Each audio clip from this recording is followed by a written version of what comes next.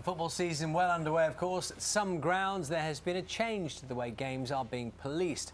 Officers in the West Midlands have been adopting a friendlier attitude towards fans, and it seems to be working. Yes, last season there was a 30% drop in football-related crime. Anthony Barsham went to see it in action. Birmingham fans clash with police in the city. From 2007, these pictures show a relatively rare but ugly side of the beautiful game. In England and Wales last season, for every troublemaker arrested, there were more than 12,000 fans who simply came to watch the game. The West Midlands Force has a specialist football unit to police 6 big clubs, and like Birmingham City here, they all have dedicated intelligence officers. Spotters, like PC Tim Gant, have helped enforce banning orders to keep 90 known hooligans away from matches, both domestic and international. It's about getting them on side. We've got to remember it's a tiny percentage of fans that cause trouble nowadays, and we want to isolate those, and then the massive percentage we want to engage and get them on our side, and yeah, they'll come up and tell us everything, which is what we want.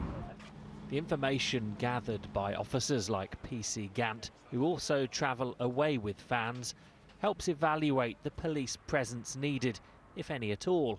Only 25 officers were out for this midweek fixture between Birmingham City and Bolton, with a brief to keep it friendly and low-key.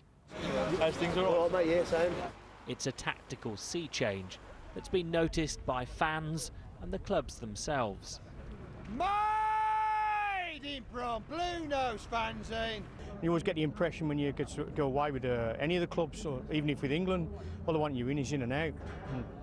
At home, it's a different atmosphere, it's more relaxed. We have a bit of banter between fans and that, and if they jump in straight away, it just makes it worse. They're quite helpful, they're prepared to have a joke with you, and there's not what like there used to be when there was like a lot of you will do this, you will do that. Rather than police officers being standoffish and waiting for an incident to happen, by interacting with the fans, it's giving both the kids and the adults a sense of security, and that banter and interaction and communication with the police is certainly of benefit. Inside, club stewards are in charge unless there's serious trouble, for which Inspector Howard Lewis-Jones keeps a watching brief. We've recognised that actually our style of policing football matches had to change with the times, and it wasn't geared around a sort of normal community event. It was geared around, we're expecting trouble at football, therefore we need to have police resources there to deal with that.